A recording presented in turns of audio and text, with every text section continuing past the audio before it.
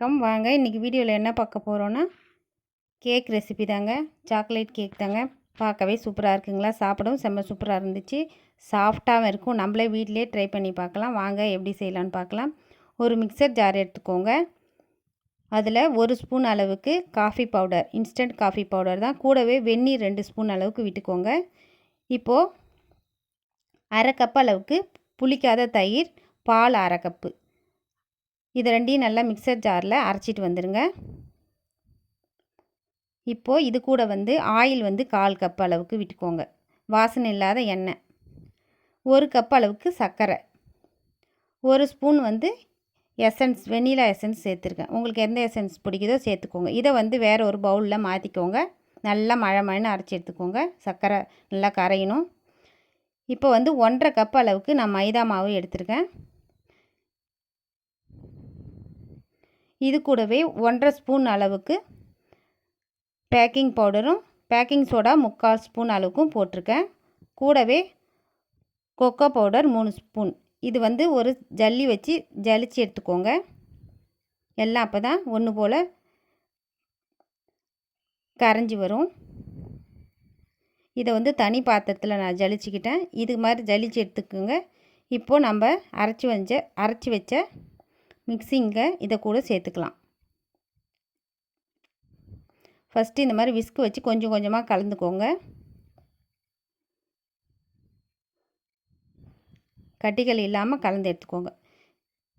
இப்போது எல்லாத்தையும் நான் கொட்டி கலந்துட்டேன்.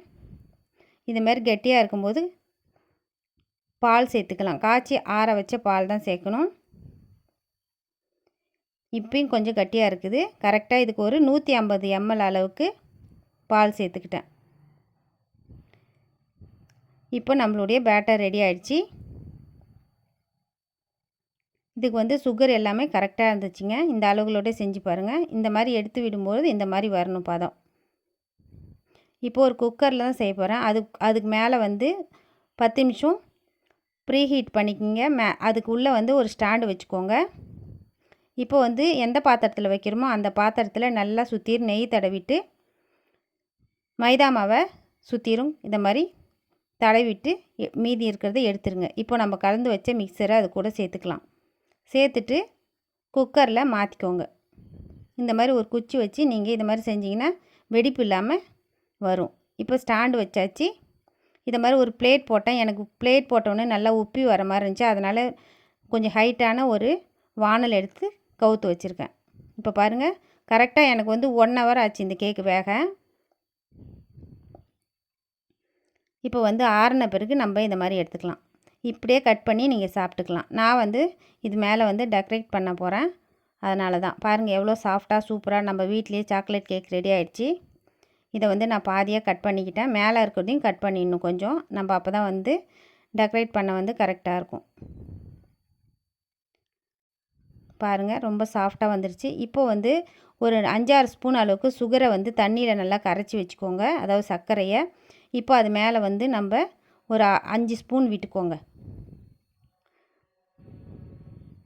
விட்டுட்டு சாக்லேட் நான் டெய்ரி மில்க் சாக்லேட்டை மிக்ஸி ஜாரில் ஒரு ஓட்டு ஓட்டி எடுத்துகிட்டு வச்சுருக்கேன். அதை இது மேலே தூவிக்கிட்டேன். தூவிட்டு இன்னொரு லேயர் இருந்தது பார்த்திங்களா, அதை இது கூட எடுத்து மேலே வச்சுட்டேன். இதே மாதிரி சைட்லலாம் கொஞ்சமாக கட் பண்ணி எடுத்துருங்க.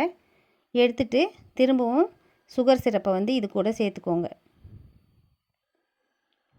ஒரு 5 ஸ்பூன் சுகர் போட்டிங்கன்னா ஒரு சின்ன டம்ளரில் 1 டம்ளர் தண்ணி விட்டு கரைச்சிக்கோங்க.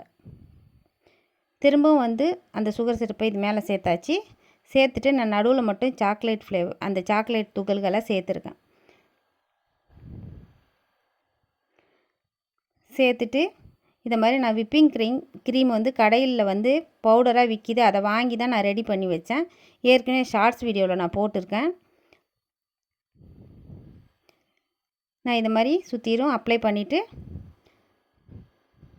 மேலே கோனில் இந்த மாதிரி பூ டிசைன் வச்சு எடுத்தாச்சு.